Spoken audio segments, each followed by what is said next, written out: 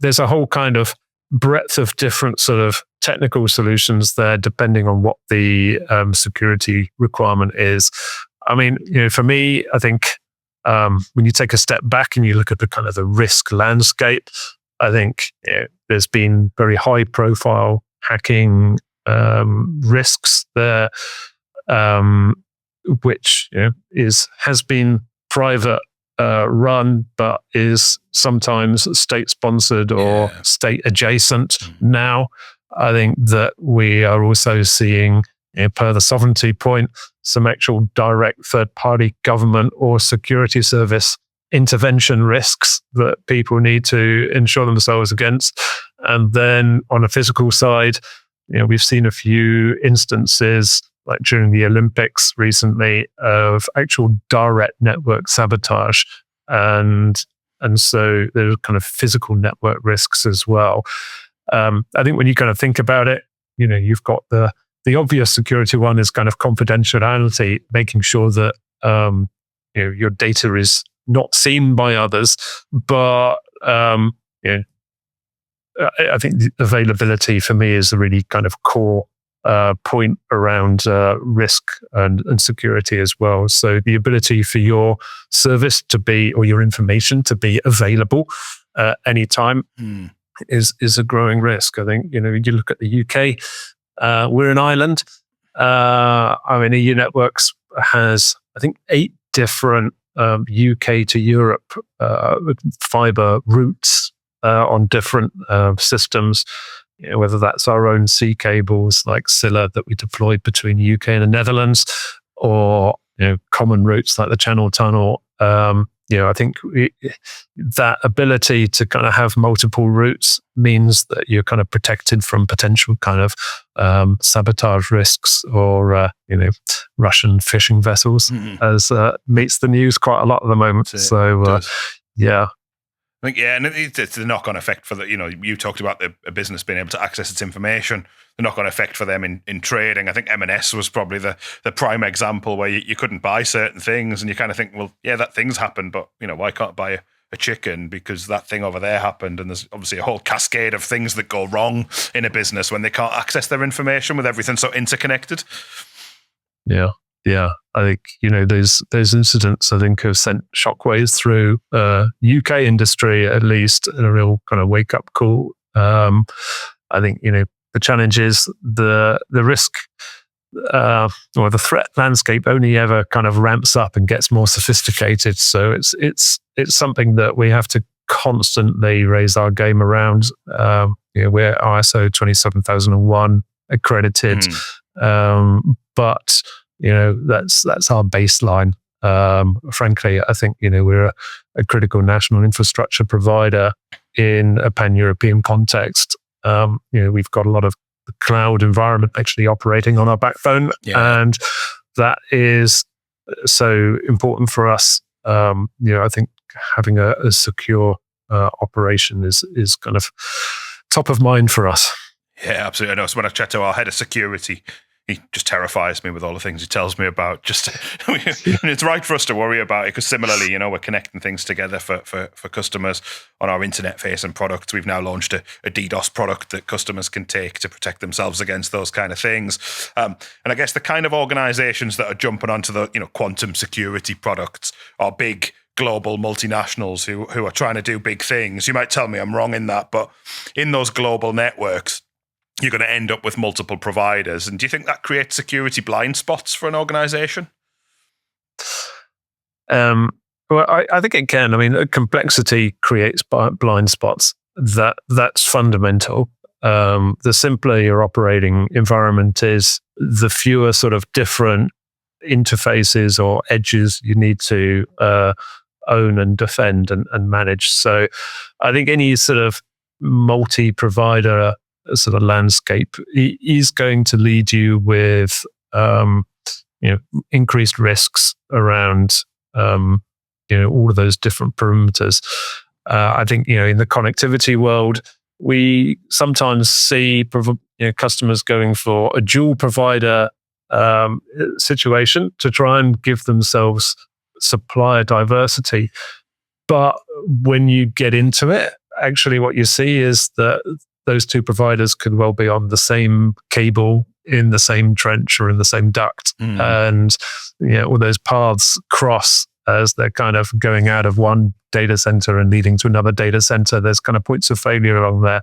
I think, one of the things that we are really kind of expert at executing on is, committed diversity. So because of our great data, we'll be able to flag in our systems, this service needs to be diverse at this service. And an example of that would be when we put a span under maintenance, we can actually look at our system and go, well, actually, these customers have a span that is diverse of that. So we can't put these two spans under maintenance at the same time. Or we can kind of schedule the maintenance separately. If you have two providers, then we're completely blind to somebody else's maintenance schedule. So there's all of that sort of coordination that we can kind of deliver when it's within our control. In which sectors is that kind of thing, that kind of service, that kind of experience most important for? Which of your customers which customer sectors it's in? That thing needs to be a thing for us. It's the most important. I think fundamentally, at the end of all of our services is a consumer, and either that's a home consumer or a business consumer, an enterprise consumer. More often than not, it's the latter. We are a B2B organization, and really, it's in that B2B environment that service reliability and uptime is just becoming more and more mission critical. As every business is going on its digital journey, its digital capability is just becoming more and more core to its kind of value creation and what it does and how it differentiates and operates. So, I think we're seeing a growing sort of mission criticality environment across enterprise, and that is then cascaded downstream to service providers and to carriers, and then clearly kind of public cloud and other kind of AI operators. Everybody is having to raise their game in terms of availability and reliability. Excellent. Thank you. We're getting a bit towards the end of the time we've got for the podcast today, Toby, and I think it'd be remiss of both of us not to talk a little bit more about the partnership we've developed. I think it's something innovative. I think telecoms is a sector that is certainly in B2B in my too long in this part of the sector is collaborated. Sometimes kind of thought about as co-opetition. You might be going after some of the same customers, but really you need to work together. You talked before about shared routes. That's probably a key example, but I think we've kind of developed something really interesting together on this proposition. You're best in class into DC connectivity. ITS is best in class kind of enterprise building to demand requirement network and platform, and I think it's something in my eyes that's only going to grow as we go into the future. Yeah, I think so. I think if you kind of look forward, the real enduring trends that we see, automation, latency, resilience, security, and that kind of proliferation of data centers. I think that focused operators who have their own infrastructure do a few things as well as they possibly can. I think you've got a better chance to really provide customers agility, adaptability, and that security that they need. So for me, I think it's a fantastic partnership from that perspective. And if we were to get together in 2 years again, what do you think would have changed in the market? Yeah, so I think AI is the really interesting kind of accelerant. We're still really early on in that AI journey, I think particularly in Europe in terms of the kind of deployments here. But really specifically, there's kind of the data center deployments, but then there's the adoption. And I think what we see is that AI is very much a kind of a use case by use case, process by process, sort of adoption point within businesses. So I think 2 years' time, not only is the AI going to be that much more capable, but we're going to be much further down that road in terms of being able to create value and adopt AI into our processes. So I think, that's kind of one piece. I think sovereignty is really a massive conversation for Europe right now with the geopolitical landscape as it is. I think it's too early to say whether Europe manages to execute on that, but certainly there's a lot of motivation and ambition to create more sovereign sort of AI and cloud capabilities that are really kind of discrete and European owned and led. So, in Germany, one of the largest cloud providers is Schwarz, which is part of the Lidl group. You have kind of OVH in France, again, French-owned cloud business. And I think Mistral, another sort of French AI business. There's multiple European players that are kind of vying for this growth, and then we have sort of AI growth zones or AI gigafactories in Europe, where governments are trying to really organically underpin sovereign AI infrastructure. So that's going to be quite a process, and I think not sure 2 years is going to be quite enough for us to see the outcomes of that. But I'd really hope that for Europe's sake, we are much further down that road than we are today in terms of implementing it.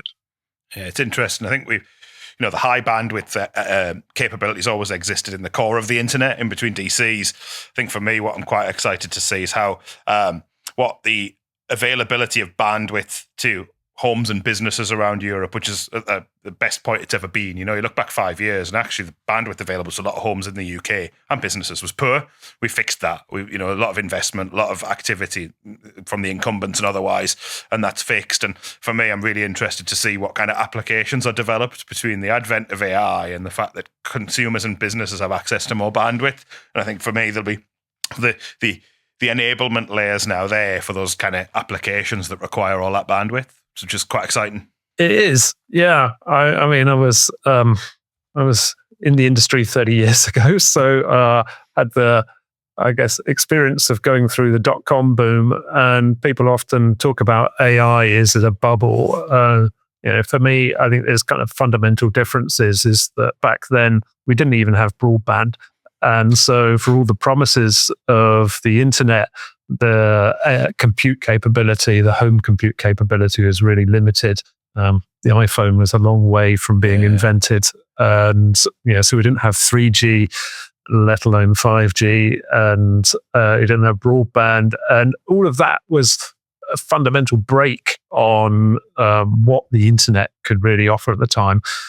I think when you fast forward to now, we've got that fiber-based infrastructure to really enable the delivery of AI adoption as it comes on. I think the real kind of transformational dependence is on the kind of systems transformation and kind of process adoption within businesses, which is a matter of time, but there's no real inhibitor there other than kind of process transformation and the ability for businesses to drive that. I agree. I think the promises of the dot-com boom came, and they just came later. And I think the iPhone was a catalyst. I mean, I sold mobile phones at the time, way back when. Yeah. And, you couldn't video call somebody before the iPhone 3G came out if they were on different network, and you had to be on a particular network. You had to be doing all these things, and the iPhone broke down those barriers and drove adoption.